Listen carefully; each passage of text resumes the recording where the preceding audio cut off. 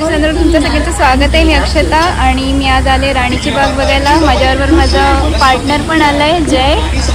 आम्ही दोघं आज राणीची बाग बघायला आलोय। चला तर मग तुम्ही पण बघा आमच्याबरोबर राणीची बाग। आम्ही आता सेंट्रल रेल्वेने भायखळा स्टेशनला उतरलोय आणि भायखळा स्टेशनवरून 5 मिनिटाच्या वॉकिंग डिस्टन्सवर आहे राणीची बाग। इथून बाहेर पडलं की लगेचच आपल्याला हायवे लागतो आणि हायवे क्रॉस केल्यावर समोरच आपल्याला दिसेल राणीची बाग। इथे आपल्याला दिसते वीर माता जिजाबाई भोसले उद्यान आणि प्राणी संग्रहालय, यालाच राणीची बाग असेही म्हणतात। इथून आत आलं की आपल्याला लगेचच तिकीट काउंटर दिसतं। इथे एंट्री फी एकाची फक्त 50 रुपये आहे।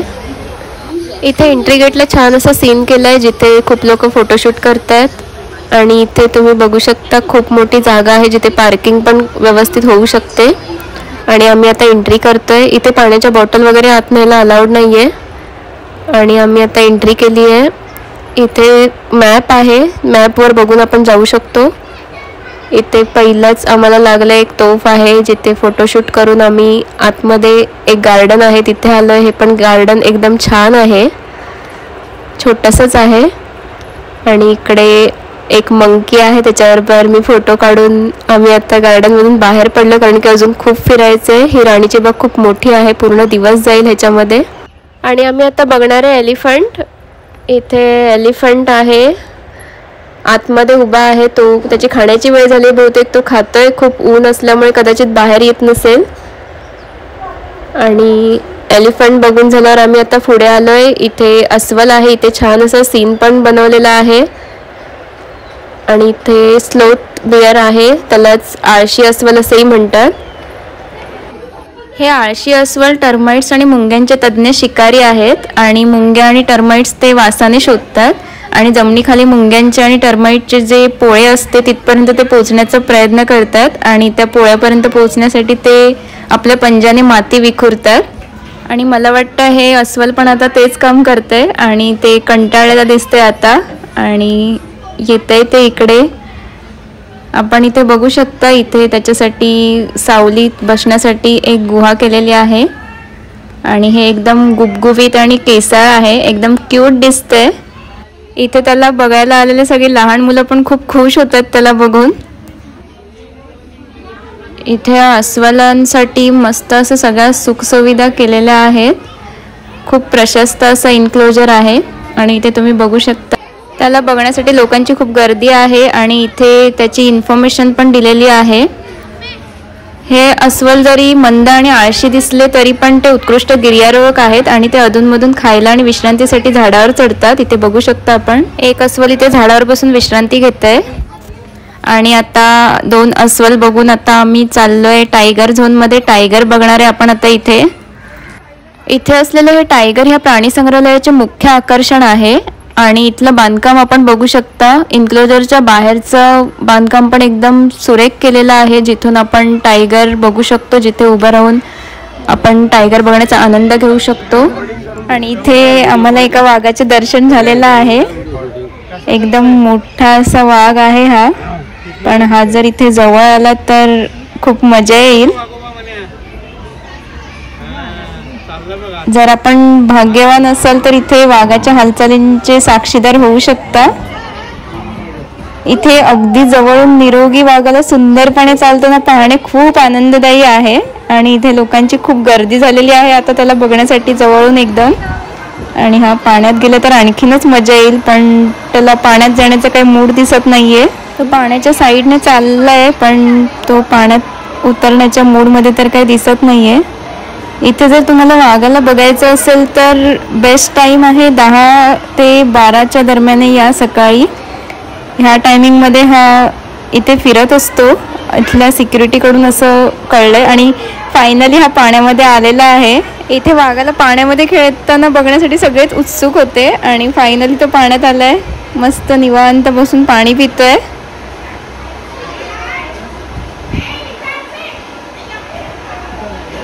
हे टायगरसाठी बांधलेले आवार, इथला कृत्रिम धबधबा, सरोवर, गुहा, खडक आणि कॉन्क्रीटची उद्ध्वस्त रचना असलेले अत्यंत सुंदर वातावरण खरोखर जंगलात असल्याची वाइब्स देते। आणि इथे समोरच्या बाजूने वाघाला बघण्यासाठी अत्यंत मोठ्या काचेच्या खिडक्या बसवल्या असल्यामुळे इथे 1 फूट अंतरावरून वाघ दिसणे अत्यंत समाधानकारक गोष्ट आहे. आणि त्याहून महत्त्वाची गोष्ट म्हणजे इथे असलेले वाघ एकदम आनंदी आणि उत्साही दिसतात, एकदम मरगळलेले वगैरे वाटत नाही आहेत. आणि आता आम्ही वाघ बघण्याचा आनंद घेऊन पुढे आलेलो आहे आणि इथे एक कॅफे आहे. जर तुम्ही दमला असाल, तहान लागली असेल, भूक लागली असेल तर ह्या कॅफेमध्ये आपण चहा, नाश्ता, पाणी करू शकतो. इथे वॉशरूमची पण सोय आहे. आणि आम्ही चहा नाश्ता करून पुढे आलो आहे. आणि आता इथे आहे पानघोडा, ज्याला हिप्पोपोटॅमस असेही म्हणतात. पानघोडा बघण्यासाठी इथे सावलीत उभं राहायला एक शटल केलेला आहे, जिथे उभं राहून सावलीत आपण पानघोडा बघू शकतो. पण पानघोडा तर कधी दिसतच नाही, फक्त त्याची पाटच दिसते. मी 2016 पासून या राणीच्या बागेला खूप वेळा भेट दिलेली आहे, पण मला एकदाही पानघोडा पूर्णपणे जमिनीवर आलेला दिसला नाहीये. तो नेहमी पाण्यातच राहतो आणि फक्त संध्याकाळनंतरच ते गवत चरण्यासाठी बाहेर पडतात. आणि आता आम्ही चाललोय माकड बघायला. माकड तर आपण नेहमीच बघतो, आपल्यासाठी काही नवीन नाही आहे. पण इथे त्यांनी वेगवेगळ्या जातीची माकडं दाखवलेली आहेत. मी तरी सगळ्यांना सेमच समजते, पण इथे हे सगळं वाचल्यावर कळतंय की माकडांमध्ये पण खूप डिफरन्स आहेत, वेगवेगळ्या जाती आहेत. आणि त्यातला डिफरन्स मला इथे आल्यावर आता कळला आहे. वानर, माकड आणि खूप वेगवेगळ्या जातीचे माकड, वानर आहेत इथे.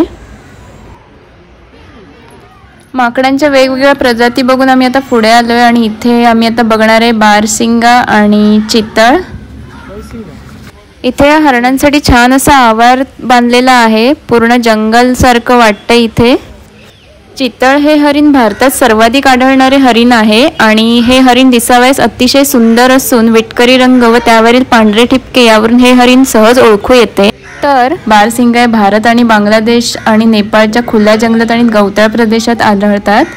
ह्या हरिणाचे शिंगे हे त्याचे वैशिष्ट्य आहे. 12 किंवा त्याहीपेक्षा जास्त टोके शिंगांना असतात, म्हणून यांना मराठी व हिंदीमध्ये 12 शिंगा असे म्हणतात. हे हरिण दलदलीच्या प्रदेशात राहत असल्याने इंग्लिशमध्ये स्वॅम्प डिअर असेही म्हणतात यांना. इथे हा एक 12 शिंगा मस्त पोज देऊन उभा आहे, जसं काय मी त्याचा फोटो काढते त्याला समजलेला आहे. आणि आता तो चालला आपल्या वाटेने. थोडं पुढे आल्यावर हरणाची आणखी एक जात आपल्याला बघायला भेटते, त्याला सांबर बोलतात. आणि सांबर हरिण भारतात आढळणारी हरणाची मुख्य जात आहे आणि भारतात आढळणाऱ्या हरिणांपैकी आकाराने सर्वात मोठे हे हरिण आहे. ह्या हरणाच्या शिंगांना अनेक टोके असतात, पण शिंगे दरवर्षी गळतात आणि नवी उगवतात.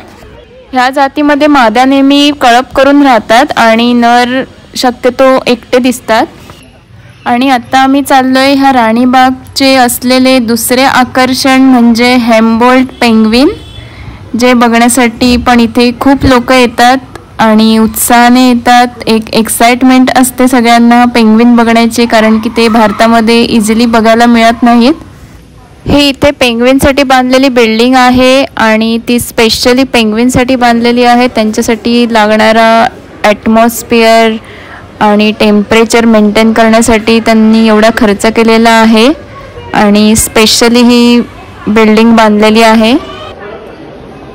जुलै 2016 प्राणी संग्रहालयात दक्षिण कोरियाच्या सेऊल येथून कोएक्स मत्स्यालयातून 8 हेम्बोल्ट पेंग्विन विकत घेतले.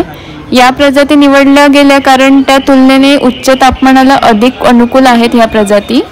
तसेच ह्या प्रजाती बंदिवासातल्या जीवनात स्वतःला चांगल्या प्रकारे जुळवून घेतात. MCGMने 3 नर आणि 3 मादी अशा 6 पक्ष्यांसाठी 2 कोटी रुपये दिले आणि कोरियन लोकांनी आणखी 2 माद्या मोफत दिल्या. आणि जुलै 2016 ह्या पक्ष्यांना मुंबईत आणून क्वारंटाईनमध्ये ठेवण्यात आले होते. नवीन पेंग्विन हाऊस, ज्यामध्ये आतमध्ये पक्षी राहतात आणि व्हिजिटरना ते बाहेरून पाहता येतात, हे 2 मजले आणि 35,000 चौरस फूट पसरलेले आहे. इथे जे आपल्याला पेंग्विन मस्त पोहताना, खेळताना, बागडताना दिसत आहेत, त्या आवारातील त्यांचे हवेचे तापमान 16 डिग्री सेल्सिअस ते 18 डिग्री सेल्सिअसच्या दरम्यान नियंत्रित केले जाते आणि त्यांच्या तलावातील पाणी 11 डिग्री सेल्सिअस ते 16 डिग्री सेल्सिअस दरम्यान आहे. आणि पेंग्विन दररोज 7 ते 8 किलो मॅक्रेल, अँकोवी आणि हेरिंग खातात. खूप खर्च आणि खूप प्रयत्नांनंतर प्राणी संग्रहालयाने अनेक हेंबोळ पेंग्विनने इथे पेंग्विनसाठी बनवलेला हा बर्फाळ परिसर भरून काढला आहे. आणि व्हिजिटरना आनंदी आणि निरोगी पेंग्विन त्यांच्या पाण्याखालील हालचाली आणि जमिनीच्या वरचे थरथर अगदी स्पष्टपणे दाखवू शकतील यासाठी प्राणी संग्रहालयाच्या अधिकाऱ्यांनी एअर कंडिशनिंग आणि काचेच्या इन्क्लेव्हवर खूप पैसा खर्च केला आहे. आणि त्याचा रिझल्ट आपण आता इथे बघू शकतो. आपल्याला इथे एकदम निरोगी आणि उत्साही खेळताना, बागडताना, स्विमिंग करताना पेंग्विन आपल्याला बघायला मिळतं. आणि खूप मजा येते त्यांना असं खेळताना, बागडताना बघून. आणि इथे लहान मुलं पण खूप आनंद घेत आहेत ह्या पेंग्विनना बघून आणि त्यांच्या चेहऱ्यावर तो आनंद पण दिसतोय.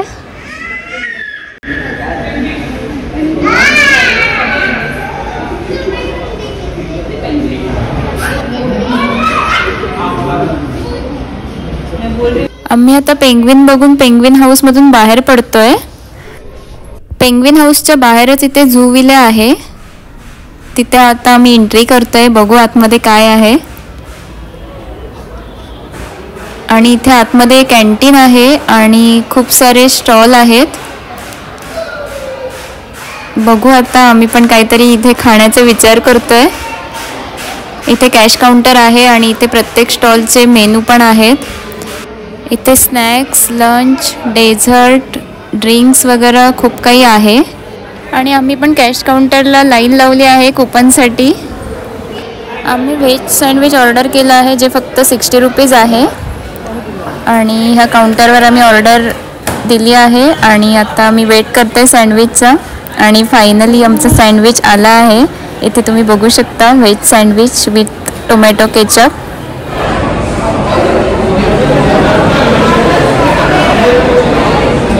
आमचं सँडविच खाऊन झालं. सँडविच खूप टेस्टी होतं. आणि आम्ही आता चहा कॉफी पण ऑर्डर केली आहे, त्याचं वेट करतोय. आणि जे घेऊन आले चहा कॉफी. आणि आम्ही आता ही मस्त चहा कॉफी पिऊन थोडं इथे बसून थोडं रिलॅक्स होऊन मग पुढे जाणार आहोत राणीची बाग फिरायला.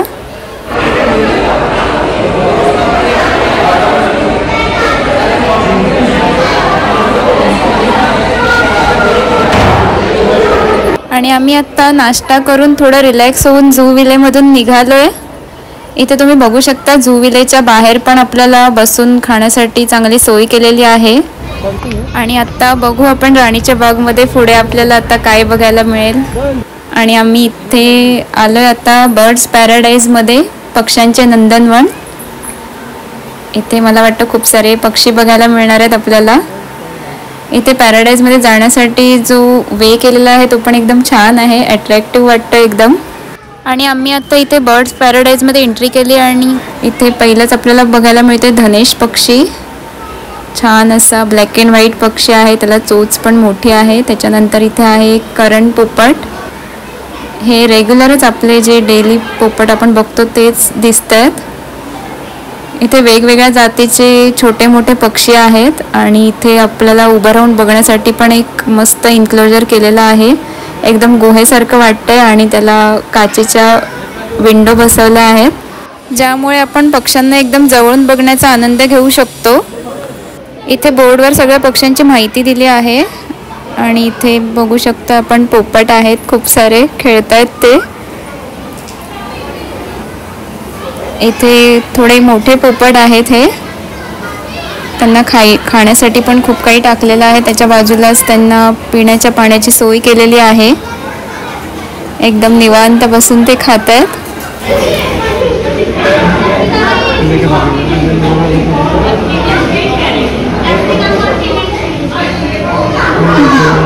आणि आता इथे राखाडी पोपट बघणार आहोत आपण. इथे एकच आहे, इथे वरती बसलाय निवांत. राखाडी कलरचा आहे त्याच्यामुळे त्याला राखाडी पोपट बोलतात. आणि आता आपण पुढे चाललोय. इथे चालताना एकदम असं गुहेतून चालल्यासारखं वाटतंय, एकदम छान असं बनवलेलं आहे. आणि इथे आणखी मोर आणि पोपट आहेत. मोर तर इथे नाहीये, मला तरी दिसलेला नाहीये. पूर्ण पॅराडाईज फिरून झालं. आणि इथे राखाडी कलरचे, व्हाईट कलरचे पोपट आहेत. आणि आम्ही आता खूप सारे पक्षी बघून इथून निघालोय बर्ड्स पॅराडाईज मधून. आता पुढे बघू काय बघायला मिळतंय. आणि इथे काय आहे, इथे कासव आहेत, पाण्यातले कासव आणि मला वाटतं जमिनीवरचे पण कासव आहेत. इथे आपण बघू शकतो पाण्यातले कासवसाठी पण तळं बनवलेलं आहे, त्याच्यामध्ये खूप सारे कासव आहेत. आणि इथे कासवची माहिती पण आहे. आणि इथे कासव, पाण्यातील कासव आणि जमिनीवरील कासव अशा दोघांमधील फरक दिलेला आहे, तो आपण वाचू शकता, फरक जाणून घेऊ शकता. आणि हा जमिनीवरील कासव आहे. जमिनीवरील कासवाच्या आणि पाण्यातील कासवाच्या शरीराची रचना पण इथे बघू शकता, खूप वेगळी आहे. आणि त्याचं इथे माहिती पण दिलेली आहे. आणि आता राणीच्या बागमध्ये आम्ही बघणार आहोत मगर. इथे मगरीचा छान असा पुतळा बनवून ठेवलेला आहे. इथे मगरींना राहण्यासाठी जे इन्क्लोजर बांधलेलं आहे ते बाकी इन्क्लोजरपेक्षा खूप वेगळं आहे. इथे 2 पार्ट आहेत. आपण वरतून पण बघू शकतो आणि अंडरग्राऊंड पण मगरीला बघण्यासाठी सोय केलेली आहे. आणि आम्ही आता अंडरग्राऊंडला चाललोय. इथे एकदम छान असं वाटतंय, चालताना एकदम अट्रॅक्टिव्ह वाटतंय, एकदम अलिबाबाच्या गुहेत आल्यासारखं वाटतंय. आणि आपण इथे बघू शकता, इथे पाणी आहे, तलाव आहे केलेला मगरीसाठी. आणि त्याला अशा काचेच्या विंडो बनवलेल्या आहेत मोठ्या मोठ्या, जिथून आपण मगरीला स्पष्ट बघू शकतो, पोहताना बघू शकतो, मगरीच्या पाण्याखालच्या हालचाली बघू शकतो. तसंच इथे सीन पण बनवलेला आहे, एकदम छान असा सीन आहे. बघूया आपण इथे मगर दिसते का कुठे. इथे एक मगर शांतपणे बसलेली दिसते आपल्याला. इथे मगरीला एकदम जवळून बघण्याचा आनंद आपण ह्या अशा प्रकारच्या इन्क्लोजरमध्ये घेऊ शकतोय. हा सीन तुम्ही बघू शकताय. पाणी आहे, पाण्याखाली एकदम असं समुद्राचं तळाशी असतं तसं डेकोरेशन केलेलं आहे. आम्ही आता वरच्या साईडला चाललोय. आम्ही आता वरतून मगर बघणार आहे. इथे बघू शकतो आपण, इथे पण मस्त असं व्हिजिटरना उभं राहून मगर बघण्यासाठी चांगली सोय केलेली आहे. आणि इथे एक मगर दिसते, शांतपणे बसली आहे. ती अर्धी पाण्यात आहे, अर्धी पाण्याबाहेर आहे. आणि ह्या साईडला आणखी एक मगर आहे, शांत बसली आहे ती पण. आम्ही जेव्हा खाली होतो तेव्हा तिथल्या सिक्युरिटीकडून असं कळलं की थोड्या वेळापूर्वी इथे 2 मगरींचं भांडण चाललं होतं आणि त्या दोघी भांडून आता वरती येऊन बसल्यात, एक ह्या टोकाला एक ह्या त्या टोकाला. आणि इथून आपण बघू शकता, आपण खालचा भाग पण बघू शकतोय आणि वरचा पण भाग बघू शकतोय. ह्या राणीच्या बागेमध्ये सगळ्यात मला तर हे खूप आवडलं इन्क्लोजर, एकदम मस्त आहे. आणि मगर हा अर्धजलीय सरपटणारा प्राणी आहे, त्याच्यामुळे त्याच्यासाठी पाण्यात राहण्याची सोय पण केलेली आहे आणि जमिनीवर राहण्याची पण सोय केलेली आहे. आणि इथे मगरींचे स्टॅच्यू आहेत इन्क्लोजर बाहेर. आणि आपण मगर बघितल्यानंतर आता जाणार आहोत ॲक्वा बर्ड्स बघायला, ज्याला पाणी पक्षी असेही म्हणतात. इथे प्रत्येक इन्क्लोजर बांधताना प्रत्येक प्राण्याचा पक्ष्याचा अभ्यास करून हे बांधलेलं आहे. पाणपक्षी पर्यायाने जलपक्षी किंवा जलचर पक्षी पाण्यावर किंवा त्याच्या आसपास राहणारा पक्षी आहे. काही पाणपक्षी हे अधिक पार्थिव असतात तर काही अधिक जलचर असतात आणि त्यांचे अनुकूलन त्यांच्या वातावरणानुसार बदलू शकते. आणि हे सगळं लक्षात घेऊन आणि ह्या सगळ्याचा अभ्यास करूनच हे इन्क्लोजर बांधण्यात आलेलं आहे. आणि आपल्याला व्हिजिटरना बघण्यासाठी आणि चालण्यासाठी इथे छान असं ब्रिज बांधलेला आहे, लाकडी ब्रिज आहे, जिथे उभं राहून आपण ह्या पक्ष्यांना बघण्याचा आनंद घेऊ शकतो. तशाच आपण इथे त्यांच्या विविध हालचाली बघू शकतो, त्यांचं निरीक्षण करू शकतो. हे पाणपक्षी असल्यामुळे इथे पाणी पण खूप आहे, तसंच झाडं पण खूप आहेत आणि इथे त्या प्रमाणात पक्षी पण खूप बघायला मिळतात आपल्याला. एकदम छान असं वाटतंय, जंगलात आल्यासारखंच वाटतंय एकदम. आणि आता खूप सारे छान छान पाणपक्षी बघून आम्ही आता बाहेर निघालोय. बघू आता पुढे काय आहे. इथे छान असं सीन तयार केलेला आहे, सेल्फी पॉइंटच आहे हा, जिथे आपण मस्त फोटो काढू शकतो. ब्रिज आहे, पाणी आहे, धबधबा आहे. एकदम छान वाटतं इथे. आणि आम्ही इथे थोडेफार फोटोज काढून पुढे निघालोय आता. इथे प्रत्येक पॉइंटला मॅप दिलेले आहेत, जो मॅप बघून आपण ठरवू शकतो आपल्याला कुठे जायचंय. आणि आपल्याला इथे चुकण्याची शक्यताच नाहीये. मॅपवर आपण शोधू शकतो आपण कुठे आहोत आणि कुठे जायचं. इथे जॅपनीज गार्डन आहे, ते काही कारणाने मला वाटतं बंद आहे. त्याच्यासमोर आणखी एक गार्डन आहे जिथे हा छोटा भीम दिसतोय. अजून खूप सारे कार्टून इथे आहेत, लहान मुलांसाठी आहे हे गार्डन, जिथे आम्ही बसलो, थोडा वेळ विश्रांती घेतली, फोटोज काढलेत आणि आता आम्ही पुढे निघालो. इथे आम्हाला भेटलंय माझं फेवरेट कॅट, ज्याच्याबरोबर थोडासा टाइम स्पेंड केलाय आम्ही, ज्याच्याबरोबर खेळलो आम्ही. इथे आहेत खूप सारे कॅट आहेत, बिनबुलाए मेहमान आहेत ते इथले. छान मजा आली पण त्याच्याबरोबर खेळताना पण.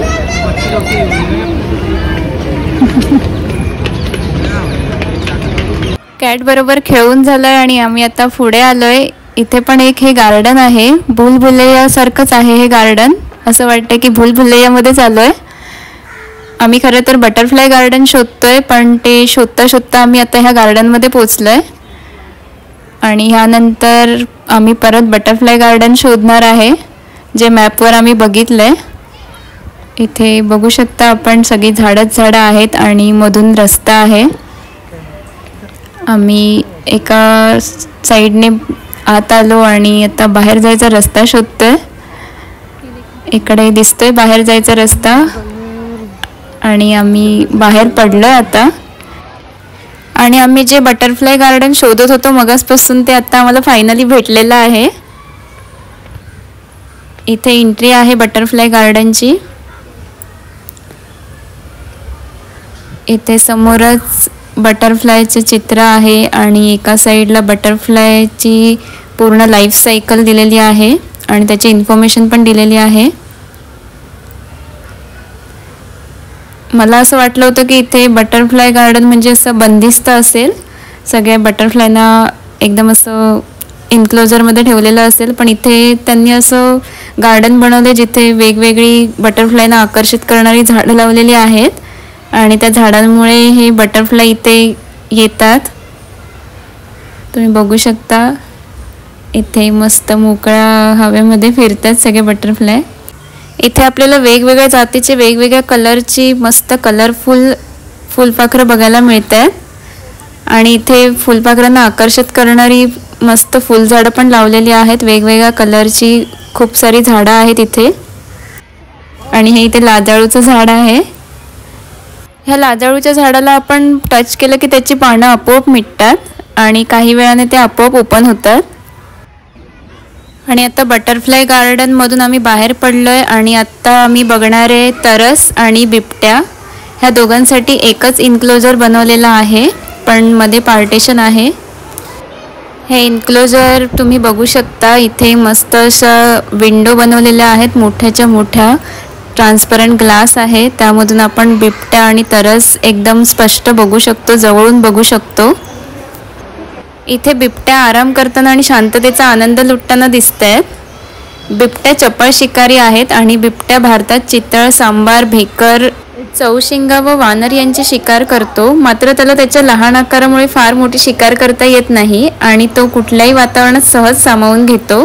बिबट्या 58 किलोमीटर/आवर वेगाने धावू शकतो आणि तो आपला जास्तीत जास्त वेळ झाडांवर घालवणं पसंत करतो. इथे एक बिबट्या मस्त आरामात आपलं अंग घासतोय लाकडाला आणि मस्त मजा घेतोय.